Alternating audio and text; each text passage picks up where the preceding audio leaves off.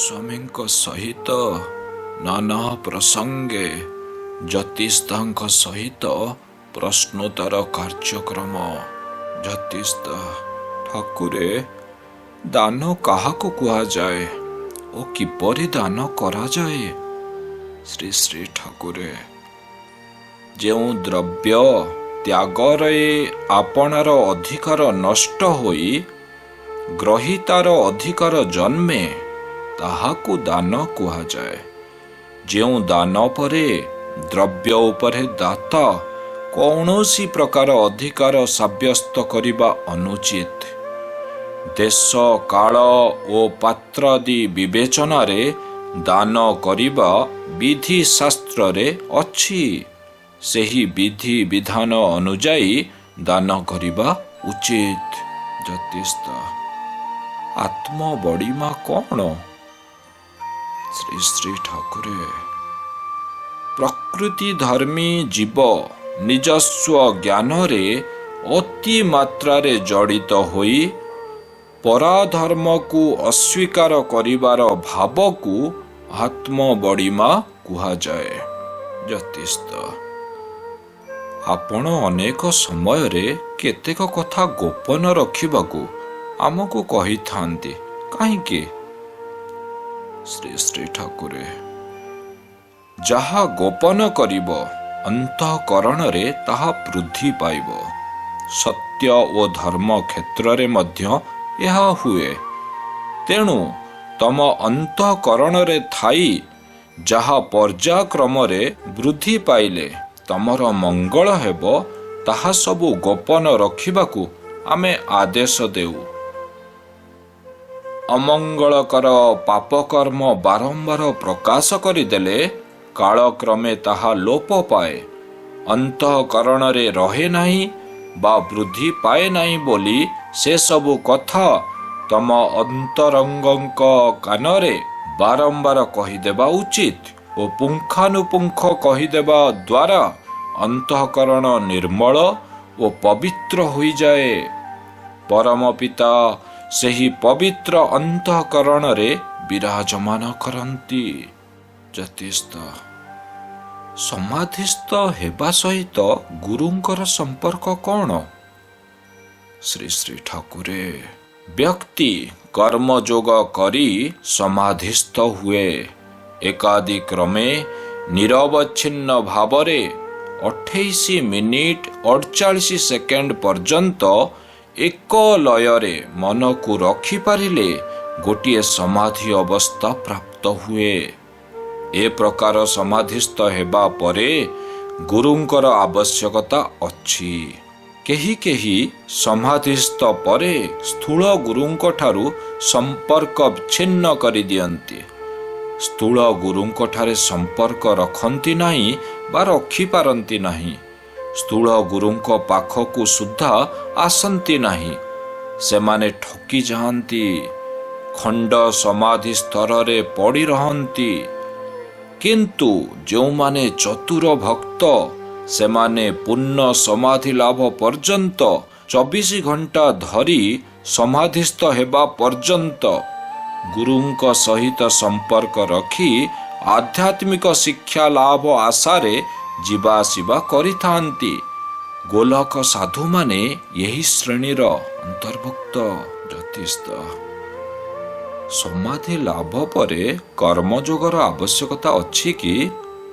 ଶ୍ରୀ ଶ୍ରୀ ଠାକୁରେ ହସି ହସି, ସମାଧି ଲାଭ ପରେ କେହି କେହି କର୍ମଯୋଗ ବା ଧାରା ଛାଡ଼ି ବ୍ରହ୍ମସତ୍ତାର ଅନୁଭବ ହୃଦୟ ମଧ୍ୟରେ ଜାଣି ସେହିଠାରେ ନିମଜ୍ଜିତ ହୋଇ ରହିଯାଆନ୍ତି। ସେହି ସୂକ୍ଷ୍ମ ସତ୍ତାରେ ବୁଡ଼ି ରହି ପରମ ଆନନ୍ଦ ଲାଭ କରିଥାନ୍ତି। ସୃଷ୍ଟିର ଅକଳନୀୟ ବୈଭବକୁ ଦୃଷ୍ଟି ପକାନ୍ତି ନାହିଁ।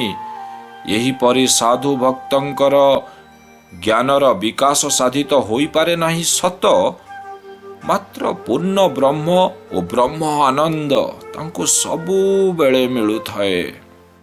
ଯଦି ସେମାନେ ପୁନଃ ପୁନଃ ବିଚାର କରି ଗୁରୁଙ୍କ ନିର୍ଦ୍ଦେଶିତ ଆଜ୍ଞା ଅନୁଧ୍ୟାନ କରନ୍ତି, ତେବେ ଆହୁରି ଅଧିକରୁ ଅଧିକ ତତ୍ତ୍ୱ ସମ୍ବନ୍ଧରେ ଜାଣିପାରିବେ।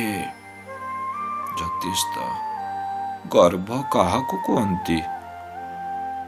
ଶ୍ରୀ ଶ୍ରୀ ଠାକୁରେ ଯେତେବେଳେ ଅହମ୍ ବାଧାପ୍ରାପ୍ତ ହୁଏ ସେତେବେଳେ ଅନ୍ତର୍ଜଗତରେ ଯେଉଁ ଭାବ ସୃଷ୍ଟି ହୁଏ ତାହାକୁ ଗର୍ବ କୁହାଯାଏ।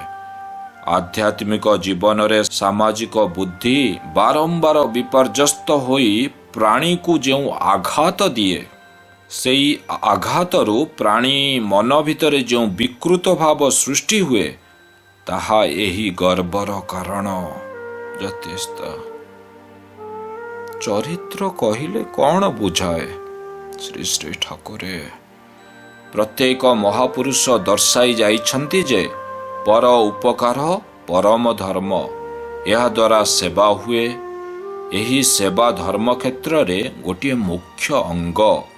ସେବା ମାଧ୍ୟମରେ ସୁଖ ଓ ଦୁଃଖର ଅନୁଭବ ଆମ ମନରେ ନାନା ପ୍ରକାରର ଛାପ ପକାନ୍ତି। ଏହି ଛାପ ଗୁଡ଼ିକର ସମଷ୍ଟି ବା ସଂସ୍କାରର ସମଷ୍ଟିକୁ ହିଁ ଆମେ ମନୁଷ୍ୟର ଚରିତ୍ର କହୁ। ଜ୍ୟୋତିଷ ଭାଗବତରେ ଅଛି ଶାସ୍ତ୍ର ବଚନ ଗୁରୁବାଣୀ ଏହାକୁ ଏକ ଭାବେ ଜାଣି। ଟିକିଏ ବୁଝାଇ ଦିଅନ୍ତୁ।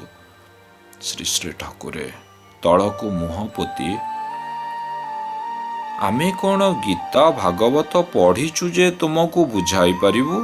ତୁମେ ପଢ଼ୁଛ, ଯାହା ଯେମିତି ବୁଝୁଛ ତାହା କ'ଣ ଠିକ୍ ହେଉନାହିଁ? ଆମେ ଯାହା ବୁଝାଇବୁ ତମ ବୁଝିବା ସଙ୍ଗେ ମେଳ ଖାଇବ ତ? ହସିଲେ ଜ୍ୟୋତିଷ ତଥାପି ଆପଣ ଯାହା ବୁଝାଇବେ ତାହା ନିଶ୍ଚୟ ନୂଆ କଥା, ଆମ ପାଇଁ ଅମୃତ। ଶ୍ରୀ ଶ୍ରୀ ଠାକୁରେ ହଉ ଶୁଣ। ଧର୍ମଶାସ୍ତ୍ର ଅଧ୍ୟୟନ ଦ୍ୱାରା ହୃଦୟରେ ଧର୍ମଭାବ ଜାଗ୍ରତ ପାଇଁ ଏକ ଭୌତିକ କ୍ରିୟା ହେଲେ ମଧ୍ୟ ଏଥିରେ କେତେକ ପ୍ରହେଳିକା ସ୍ଥାନ ପାଇଛି। ଏହି ତତ୍ତ୍ୱର ବିଭିନ୍ନ କାରଣ ଅଛି। ଶାସ୍ତ୍ରମାନଙ୍କରେ ଜୀବ କଲ୍ୟାଣ ଉଦାହରଣ ଖୁବ୍ କମ୍ ମିଳେ। ପୁଣି ଶାସ୍ତ୍ରର ମୀମାଂସା ଯୁଗୋପଯୋଗୀ ହୋଇନଥାଏ। ଜୀବର ଉଦ୍ଧାର ନିମନ୍ତେ ଯେଉଁ କର୍ମଯୋଗ ଲୋଡ଼ା ତାହା ପୁସ୍ତକରୁ ମିଳେ ନାହିଁ। ତତ୍ତ୍ୱଜ୍ଞାନ ଲାଭ କରିନଥିବା କେତେକ ଲେଖକ ଧର୍ମ ପୁସ୍ତକ ରଚନା କରି ବ୍ୟବସାୟ କରନ୍ତି। ଏ ପ୍ରକାର ପୁସ୍ତକରେ ଥିବା ଭାବଧାରା ଧର୍ମର ବିକୃତ ଭାବ ଅଟେ। ଶାସ୍ତ୍ର ମୀମାଂସା ନିଜସ୍ୱ ଜ୍ଞାନରେ ବୁଝାଯାଏ ନାହିଁ। ଏହାକୁ ତତ୍ତ୍ୱଦର୍ଶୀ ଗୁରୁଙ୍କ ନିକଟରୁ ବୁଝିବାକୁ ହୁଏ। ଏହି ହେତୁ ଶାସ୍ତ୍ର ଅଧ୍ୟୟନକାରୀମାନଙ୍କୁ ସତର୍କ ହେବାକୁ ପଡ଼ିଥାଏ।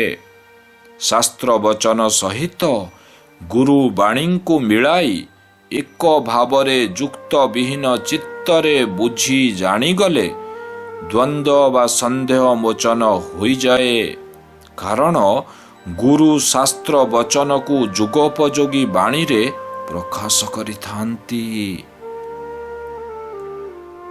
ଜ୍ୟୋତିଷ ଠାକୁରେ ଆଉ ଗୋଟିଏ ବୁଝାଇ ଦିଅନ୍ତୁ। ମୋମାୟା ମୋତେ ଅଗୋଚର କାହୁଁ ଜାଣିବେ ସୁରନର। ଶ୍ରୀ ଶ୍ରୀ ଠାକୁରେ ଈଶ୍ୱରଙ୍କ ମାୟାରେ ଜଗତ ଗ୍ରନ୍ଥିତ, ଅର୍ଥାତ୍ ସ୍ରଷ୍ଟା ମାୟାକୁ ସୃଷ୍ଟି କରିଛନ୍ତି। ସ୍ରଷ୍ଟା ମାୟାକୁ ସୃଷ୍ଟି କରି ତାଠାରୁ ଭିନ୍ନ ହୋଇ ଅବସ୍ଥାନ କରୁଛନ୍ତି। ମାୟା ଆମକୁ ଧରି ନାହିଁ, ଆମେ ମାୟାକୁ ଧରିଛୁ। ତେଣୁ ଈଶ୍ୱରଙ୍କ ନାମ ମାୟାଧର। ଆମେ ମାୟାର କ୍ରିୟା ଉପରେ ହସ୍ତକ୍ଷେପ କରୁନୁ। ତେଣୁ ତାର କ୍ରିୟାକଳାପ ଆମ ଗୋଚରରେ ନଥାଏ। କିନ୍ତୁ ସୁର ବା ଦେବତାମାନେ ଏବଂ ମାନବ ସର୍ବେ ଜଗତ ମଧ୍ୟରେ ଥାଇ ଆମ ରଚିତ ମାୟାରେ ବଦ୍ଧ ହୋଇଥିବାରୁ ଆମକୁ ସହଜରେ ଜାଣିପାରନ୍ତି ନାହିଁ। ମାୟାମୁକ୍ତ ଭକ୍ତ ଶୁଦ୍ଧ ଭକ୍ତି ବଳରେ ଆମ କୃପା ପ୍ରାପ୍ତ ହୋଇ ଆମକୁ ସହଜରେ ଜାଣିପାରନ୍ତି। ଜ୍ୟୋତିଷ ସୁଖ ଦୁଃଖର କାରଣ କ'ଣ? ଏହାର ନିରାକରଣ ବା କ'ଣ? ଶ୍ରୀ ଶ୍ରୀ ଠାକୁରେ ଶବ୍ଦ, ସ୍ପର୍ଶ, ରୂପ, ଗନ୍ଧ, ରସ ଇତ୍ୟାଦି ବିଷୟ ସହିତ ଇନ୍ଦ୍ରିୟମାନଙ୍କର ବୃତ୍ତିର ସଂଯୋଗ ଅବଶତଃ ଶୀତ ଉଷ୍ମ ସୁଖ ଦୁଃଖ ଉତ୍ପନ୍ନ ହୁଏ। ଜାଗତିକ ଜୀବନରେ ଏହି ପ୍ରକାର ସଂଯୋଗ ଅବଶ୍ୟ ରହିବ ଓ ସୁଖ ଦୁଃଖ ଅନୁଭୂତ ହେବା ଏହି ପ୍ରକାର ସଂଯୋଗର ସମୟାନୁସାରେ ସେମାନଙ୍କର ଉତ୍ପତ୍ତି ଓ ବିନାଶ ହୁଏ। ଅତଏବ ସେ ସବୁ ଅନିତ୍ୟ ଅଟେ। ସେ ସବୁକୁ ସହ୍ୟ କରିବାକୁ ହିଁ ପଡ଼ିବ। ବିଚଳିତ ବା ବିକ୍ଷିପ୍ତ ହେଲେ ଚଳିବ କି? ଜ୍ୟୋତିଷ ଭୟ କିପରି ସୃଷ୍ଟି ହୁଏ ଓ ଭୟ ହେତୁ ବ୍ୟକ୍ତିର କି ଅବସ୍ଥା ଉପୁଜେ? ଶ୍ରୀ ଶ୍ରୀ ଠାକୁରେ ନୈତିକ ଦୁର୍ବଳତାରୁ ଭୟର ସୃଷ୍ଟି। ଦେଖ, ସମାଜରେ ବ୍ୟକ୍ତି ବଞ୍ଚେ ଓ ବଢ଼େ, ମାତ୍ର ସମାଜ ଅନ୍ଧ ହୋଇଥିବାରୁ ସମାଜରୁ ଠିକ୍ ନିଷ୍ପତ୍ତି ମିଳିପାରେ ନାହିଁ। ଆମେ ଯାହା ସବୁ କହୁଛୁ ସବୁ ଧର୍ମ ଓ ଆଧ୍ୟାତ୍ମିକତା ଦୃଷ୍ଟିକୋଣରୁ କହୁଛୁ ବୋଲି ବୁଝୁଥିବ। ବିଚାର କରି ଦେଖ, ସମାଜରୁ ଆତ୍ମାର ନିଷ୍ପତ୍ତି ମିଳିପାରେ ନାହିଁ, କିନ୍ତୁ ଗୁରୁଦ୍ୱାରରେ ପ୍ରବେଶ କରିଥିବା ବ୍ୟକ୍ତି ମନରେ ପ୍ରଥମତଃ ନାନା ପ୍ରକାର ସନ୍ଦେହ ସୃଷ୍ଟି ହୋଇଯାଏ। ଏହା ଫଳରେ ବ୍ୟକ୍ତି ମନରେ ଦେଶ ନିନ୍ଦା, ଜାତି ନିନ୍ଦା, କୁଳ ନିନ୍ଦା, ପିତୃ ନିନ୍ଦା, କୁଳ କୁଟୁମ୍ବ ନିନ୍ଦା, ସମାଜ ଇତ୍ୟାଦିର ନିନ୍ଦା ଅତ୍ୟନ୍ତ ଭୟ ସୃଷ୍ଟି କରିଥାଏ। ଏହି ଭୟର ଶିକାର ହୋଇ ବ୍ୟକ୍ତିର ଗୁରୁଦ୍ୱାରରେ ବା ଯୁଗୋପଯୋଗୀ ଧର୍ମ ଦ୍ୱାରରେ ଅଗ୍ରସର ହେବାର ପ୍ରତିବନ୍ଧକ ସୃଷ୍ଟି ହୁଏ। ପ୍ରଚଳିତ ସାମାଜିକ କୁସଂସ୍କାରକୁ ଭାଙ୍ଗି ନୂତନ ଚରିତ୍ର ଓ ନୂତନ ସୋପାନ ଗଠନ କରିବାରେ ଅସମର୍ଥ ହୋଇ ବ୍ୟକ୍ତି ପଛ ଘୁଞ୍ଚା ଦିଏ। ଏହି ଭୟରୁ ଲଜ୍ଜା ଉତ୍ପନ୍ନ ହୁଏ। ପୁଣି ଭୟ ଓ ଲଜ୍ଜା ମିଳିତ ହୋଇ ଘୃଣା ଏବଂ ସନ୍ଦେହକୁ ଆମନ୍ତ୍ରଣ କରେ। ଏସବୁ ପ୍ରାଣୀର ହୃଦୟରେ ସୂକ୍ଷ୍ମ ବୀଜ ଆକୃତିର ରହିଥିବାରୁ ପ୍ରାଣୀ ଏହାର ତତ୍ତ୍ୱ ସମ୍ବନ୍ଧରେ ଅଚେତନ ଥାଏ। ଜ୍ୟୋତିଷ ଆପଣ ଅନେକ ସମୟରେ ଶିକ୍ଷାଗତ ଯୋଗ୍ୟତା ନ ମାପିବା ପାଇଁ ଉପଦେଶ ଦିଅନ୍ତି, ତାହା କ'ଣ? ଶ୍ରୀ ଶ୍ରୀ ଠାକୁରେ ଆମେ ତ ବେଶୀ ପାଠ ପଢ଼ିନୁ, ଆମ ପାଠ ବହୁତ କମ୍। ଆମକୁ ଅଧା ପାଠୁଆ ବା ଅପାଠୁଆ ବୋଲି କହିପାର, କିନ୍ତୁ ତୁମେମାନେ ଯେତେ ସବୁ ପାଠ ପଢ଼ିଛ, ଯେତେ ସବୁ ସାର୍ଟିଫିକେଟ୍ ସାଇତି ରଖିଛ, ସେ ପାଠ ତମ ଭିତରେ ତମ ଅଜାଣତରେ କ'ଣ ସୃଷ୍ଟି କରିଛି ଥରେ ନିରେଖି ଦେଖିଛ କି? ତମ ଶିକ୍ଷାଗତ ଯୋଗ୍ୟତା ତମ ଅନ୍ତଃକରଣରେ ଗର୍ବ, ପରଶ୍ରୀକାତରତା ଆଉ ଅହଂ ଭାବକୁ ପ୍ରବଳରୁ ପ୍ରବଳତର କରି ଗଢ଼ି ତୋଳୁଛି। ଶିକ୍ଷାଗତ ଯୋଗ୍ୟତା ନ ମାପିବା ଅର୍ଥ ତମ ପାଠ ସବୁ ତମେ ଥରେ ଭୁଲି ଯାଅ ତ ଦେଖି। ତମ ଅନ୍ତଃସ୍ଥଳରୁ ଗର୍ବ, ପରଶ୍ରୀକାତରତା ଏବଂ ଅହଂ ଭାବ ଧୀରେ ଧୀରେ ଅପସରି ଯିବ। ତମେ ଆମ ପାଠ ତେଣିକି ଭଲ ରକମ ପଢ଼ି ଅଭ୍ୟାସ କରିବ। ନୂତନ ଚରିତ୍ର ଗଢ଼ି, ନୂତନ ସୋପାନ ଚଢ଼ି ଉପରକୁ ଆପେ ଆପେ ଉଠିଯିବ। ଜ୍ୟୋତିଷ ଗୁରୁ ଧନ ଗୁଡ଼ ଭଳି ଶିଷ୍ୟ ଖାଇଲେ ତରନ୍ତି, ଶିଷ୍ୟ ଧନ ବିଷ ଭଳି ଗୁରୁ ଖାଇଲେ ମରନ୍ତି। ତତ୍ୱାର୍ଥ କ'ଣ? ଶ୍ରୀ ଶ୍ରୀ ଠାକୁରେ ଅତି ସହଜ ସରଳ। ଏଠାରେ ଗୁରୁଙ୍କର ବାଣୀ, ଉପଦେଶ, ଆଦେଶ ଓ ଆଜ୍ଞାଙ୍କୁ ଗୁରୁଧନ ବୋଲି କୁହାଯାଇଛି। ଶିଷ୍ୟ ଶ୍ରଦ୍ଧା ବା ନିଷ୍ଠାର ସହିତ ଗୁରୁଙ୍କ ଆଜ୍ଞା ପାଳନ କଲେ ମାୟା ସଂସାରରୁ ତରନ୍ତି। ତେବେ ଶିଷ୍ୟର ଧନ କ'ଣ? କାମ, କ୍ରୋଧ, ଲୋଭ, ମୋହ, ମଦ, ମାଶ୍ଚର୍ଯ୍ୟାଦି ଶିଷ୍ୟର ପୁଞ୍ଜି ବା ଧନ, ଏ ସବୁକୁ ଗୁରୁ ଗ୍ରହଣ କଲେ ଏମାନଙ୍କର ସର୍ବନାଶ ହୁଏ। ଏହାଦ୍ୱାରା ଶିଷ୍ୟ ପ୍ରକୃତି କବଳରୁ ମୁକ୍ତି ଲାଭ କରିଥାଏ। ଉଭୟ ପ୍ରକ୍ରିୟାରେ ଦୟାସାଗର ଗୁରୁ ଶିଷ୍ୟର ହିଁ ମଙ୍ଗଳ ଅନୁଷ୍ଠାନ କରିଥାନ୍ତି। ଜ୍ୟୋତିଷ ବ୍ୟକ୍ତି ଯଦି ବିନ୍ଦୁ ସ୍ଥାପନ କାଳରୁ ଫଳ ଭୋଗ ଧରି ଆସିଥାଏ, ତେବେ ଗୁରୁ ଅବଲମ୍ବନର ପ୍ରୟୋଜନ କେଉଁଠି? ଶ୍ରୀ ଶ୍ରୀ ଠାକୁରେ ହସିକି, ବ୍ୟକ୍ତିଠାରେ ଫଳ ଗୃହୀତ ହୋଇଥିଲେ ମଧ୍ୟ ସେ ଉପଯୁକ୍ତ ଭାବରେ କର୍ମଯୋଗରେ ଧାରା ପାଳନ ନ କଲେ ଫଳ ଫଳିପାରେ ନାହିଁ। ଘରେ ଥିବା ମଞ୍ଜିଟିରେ ବିରାଟ ବୃକ୍ଷ ଓ ପ୍ରଚୁର ଫଳର ସମ୍ଭାବନା ଥାଏ ସତ, କିନ୍ତୁ ମଞ୍ଜିଟିକୁ କ୍ଷେତରେ ନ ଲଗାଇ ତାହାର ଯତ୍ନ ନ କରି ସେଥିରୁ ଫଳ ଆଶା କରିବା ବୃଥା ନୁହେଁ କି? ସେହିପରି ପ୍ରତ୍ୟେକ ବ୍ୟକ୍ତିଠାରେ ଈଶ୍ୱର ଫଳ ରଖିଛନ୍ତି। ବ୍ୟକ୍ତି କର୍ମ କଲେ ଯାଇ ସେହି ଫଳକୁ ଭୋଗ କରିପାରେ। ବ୍ୟକ୍ତିଠାରେ ଯେଉଁ ଯେଉଁ ସମ୍ଭାବ୍ୟ ଫଳ ସବୁ ଅଛି, ତାର ଉନ୍ମେଷ ପାଇଁ ଉପଯୁକ୍ତ ଧର୍ମ ମାର୍ଗ ତଥା ତତ୍ତ୍ୱଦର୍ଶୀ ଗୁରୁଙ୍କର ଶରଣାପନ୍ନ ହୋଇ ତାଙ୍କୁ ଅବଲମ୍ବନ କରିବା ଏକାନ୍ତ ପ୍ରୟୋଜନ ହୋଇଥାଏ। ଜ୍ୟୋତିଷ ଲୀଳା ପୁରୁଷ କିଏ?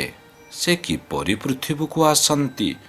ରାମ ଓ କୃଷ୍ଣ କ'ଣ ଲୀଳା ପୁରୁଷ? ଶ୍ରୀ ଶ୍ରୀ ଠାକୁରେ ବ୍ରହ୍ମ, ଈଶ୍ୱର, ମାୟା ଓ ଜୀବ, ତ୍ୟାଗ ଓ ଆତ୍ମଜ୍ଞାନ ଲାଭ, ମନ ସଂଯମ କିପରି କରିବାକୁ ହୁଏ, ଆତ୍ମସ୍ୱରୂପର ଧ୍ୟାନ, ଜ୍ଞାନ, ଭକ୍ତି, ଧର୍ମ ଓ ଯୋଗ, ଅବତାର ତତ୍ତ୍ୱ, ଆତ୍ମଜ୍ଞାନ ପାଇଁ ଉତ୍ସାହ ପ୍ରଦାନ ଇତ୍ୟାଦି ନିମନ୍ତେ ଆତ୍ମଜ୍ଞ ପୁରୁଷମାନେ ଆସନ୍ତି। ଏହା ସେମାନଙ୍କର କର୍ମ। ଯୁଗର ଶେଷ ଭାଗରେ ଲୀଳା ପୁରୁଷ ଆସନ୍ତି। ଯୁଗ ପୁରୁଷୋତ୍ତମ ଅନାଦି କ୍ଷେତ୍ରରୁ ହିଁ ଆସିଥାନ୍ତି। ସେ ସର୍ବଶକ୍ତି, ସର୍ବଜ୍ଞାନ, ସର୍ବତତ୍ତ୍ୱ, ସର୍ବ ଐଶ୍ୱର୍ଯ୍ୟ ସଙ୍ଗରେ ନେଇ ଆସନ୍ତି। ଏ ସକଳ ତାଙ୍କରିଠାରେ ବିଦ୍ୟମାନ ଥାଏ। ସ୍ରଷ୍ଟା ମାନବ ରୂପରେ ଜଗତକୁ ଆସି ତାଙ୍କର ଲୀଳା କରନ୍ତି। ତେଣୁ ତାଙ୍କୁ ଲୀଳା ପୁରୁଷ କୁହାଯାଏ। ସେ ଚାହିଁଲେ ସୃଷ୍ଟିକୁ ଭାଙ୍ଗି ଆଉ ଏକ ନୂତନ ସୃଷ୍ଟି କରିପାରନ୍ତି। ଏପରି ଶକ୍ତିର ଅଧିକାରୀ ଥିଲେ ଶ୍ରୀକୃଷ୍ଣ। କିନ୍ତୁ ରାମଚନ୍ଦ୍ର ଯଦିଓ ସେହି କ୍ଷେତ୍ରରୁ ଆସିଥିଲେ, ସେ କିଛି ନୂତନତା ନିଜ ଇଚ୍ଛାରେ କରୁନଥିଲେ। ପ୍ରଜାମାନଙ୍କ ମତକୁ ସେ ଅଗ୍ରାଧିକାର ଦେଉଥିଲେ। ପ୍ରଜାନୁରଞ୍ଜନ ପାଇଁ ସେ ନୂତନତା ସୃଷ୍ଟି କରୁଥିଲେ। ତେଣୁ ତାଙ୍କୁ ମର୍ଯ୍ୟାଦା ପୁରୁଷ ବୋଲି କୁହାଯାଏ। ସନ୍ନ୍ୟାସ ମାର୍ଗ ଅବଲମ୍ବନ କରି ପରମାର୍ଥ ଲାଭ କରିବା ସେହି ସମୟରୁ ପ୍ରଚଳିତ ହୋଇ ଆସୁଅଛି। ଜ୍ୟୋତିଷ ସକଳ ଘଟେ ନାରାୟଣ, ବସନ୍ତି ଅନାଦି କାରଣ। ଏହାର ପ୍ରକୃତ ଅର୍ଥ କ'ଣ କୁହନ୍ତୁ? ଶ୍ରୀ ଶ୍ରୀ ଠାକୁରେ ହସି ହସି, ଏହା କ'ଣ ଅନୁଭବରେ ଆଣିନାହଁ ଯେ ଅର୍ଥ ପଚାରି ବୁଝୁଛ? କର୍ମଯୋଗ କରୁଛ ପରା, ଅନୁଭୂତିରେ ବୁଝିନାହଁ କିପରି? ବସନ୍ତି ଅର୍ଥାତ୍ ବସତି ସ୍ଥାପନ କରନ୍ତି। ସକଳ ଘଟେ ଅର୍ଥାତ୍ ସକଳ ହୃଦୟରେ। ଅନାଦି କାରଣ ନାରାୟଣ ସକଳ ଘଟରେ ବସତି ସ୍ଥାପନ କରି ବସନ୍ତି। ଅର୍ଥାତ୍ ବ୍ୟକ୍ତି କର୍ମଯୋଗ କଲେ ତାହାର ପିଣ୍ଡ ବ୍ରହ୍ମାଣ୍ଡରେ ଯେଉଁ ପରିବର୍ତ୍ତନ ହୁଏ, ସଂସ୍କାର ଗୁଡ଼ିକ କର୍ମ ପର୍ଯ୍ୟାୟ କ୍ରମେ ସତ୍ରେ ସଂଯୋଜିତ ହୋଇଯାଏ, ତା ଫଳରେ ଆଦି ଅନାଦି କାରଣ ଜଗତର ସ୍ୱୟଂ ନାରାୟଣ ତାର ସକଳ ହୃଦୟକୁ ଆବୋରି ବସତି ସ୍ଥାପନ କରି ବିରାଜମାନ ହୁଅନ୍ତି।